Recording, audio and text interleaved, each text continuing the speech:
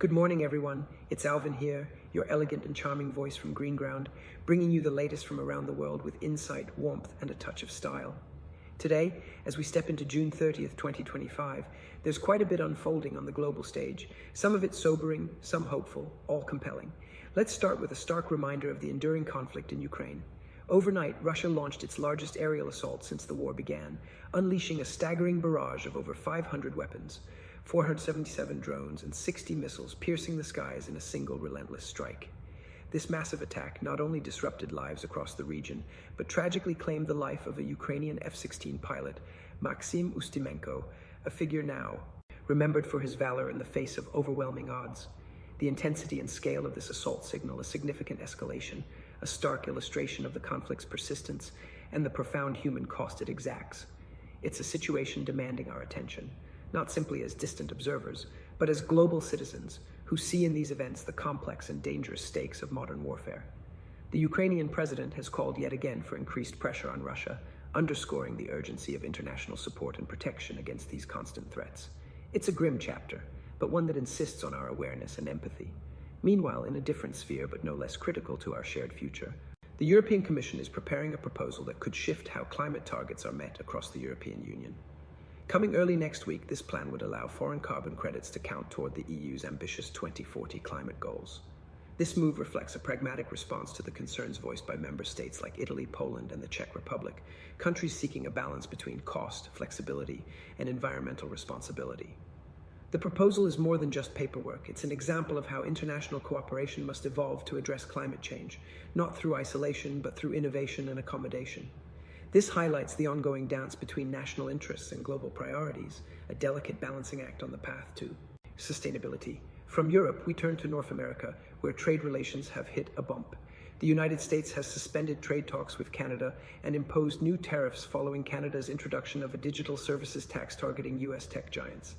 This development might sound like dry economic policy, but it's really about the intricate web of modern commerce and national sovereignty, reflecting broader tensions that can ripple through diplomatic efforts. This move disrupts the goodwill cultivated at the recent G7 summit and serves as a reminder that even allies must navigate carefully the challenges of taxation, digital economy, and fair competition. It's a complex chess game with high stakes for businesses and consumers on both sides of the border.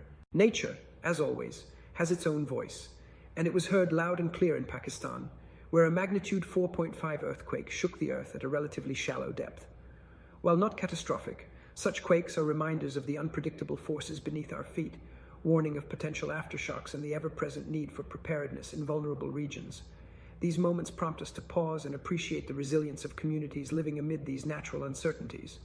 Shifting gears to diplomacy, Nepal's Prime Minister, K.P. Sharma Oli, arrived in Spain with his delegation to participate in the 4th International Conference on Financing for Development.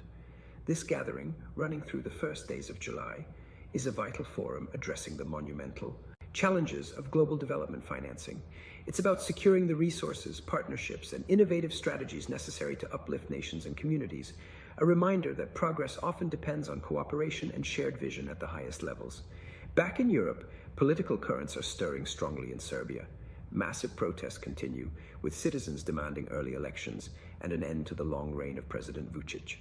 This movement reflects a deep well of political unrest and a desire for change after more than a decade under one leader. It's a vivid illustration of democracy in action, of people exercising their voices in public spaces to shape their own futures.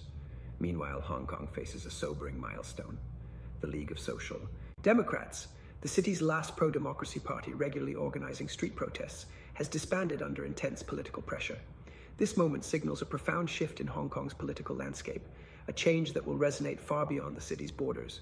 It's a reminder of how political dynamics evolve over time, shaped by forces both seen and unseen, and how the fight for democratic expression remains a global concern. In Africa, the heartbreaking humanitarian crisis in Sudan spills across borders into Chad, where an overwhelming influx of refugees strains resources in border towns. Aid is limited, and the challenges are immense, another reflection of the tragic consequences of conflict and the pressing need for international solidarity to support those displaced from their homes. Yet amid these trials, there is hope. Indonesia and the Democratic Republic of the Congo are stepping forward with innovative initiatives aimed at sustainable development. Indonesia is advancing financing strategies to achieve the Sustainable Development Goals, while the DRC is embarking on a bold mission to eliminate HIV in children by 2030. These efforts remind us that progress is possible when vision meets action, that even in difficult times, humanity's capacity for innovation and compassion shines through. All these stories together weave the complex tapestry of our world today, from conflict and diplomacy to environmental challenges and human resilience. They remind us that our global community is interconnected in profound ways, that every choice, every event ripples outward, shaping the future we share. Thank you for spending this time with me. If you found this reflection engaging, insightful, or even just thought-provoking, please don't hesitate to like, comment, and subscribe. Your engagement helps us grow this community dedicated to thoughtful conversation about the news that matters. Check the description below for more information and links related to today's stories. I always aim to bring you the deeper context behind the headlines, and I'd love to hear what you think about these developments. What moves you? What concerns you? Share your thoughts in the comments, and let's keep this conversation going. Until next time, I'm Alvin with Green Ground, wishing you a thoughtful day ahead.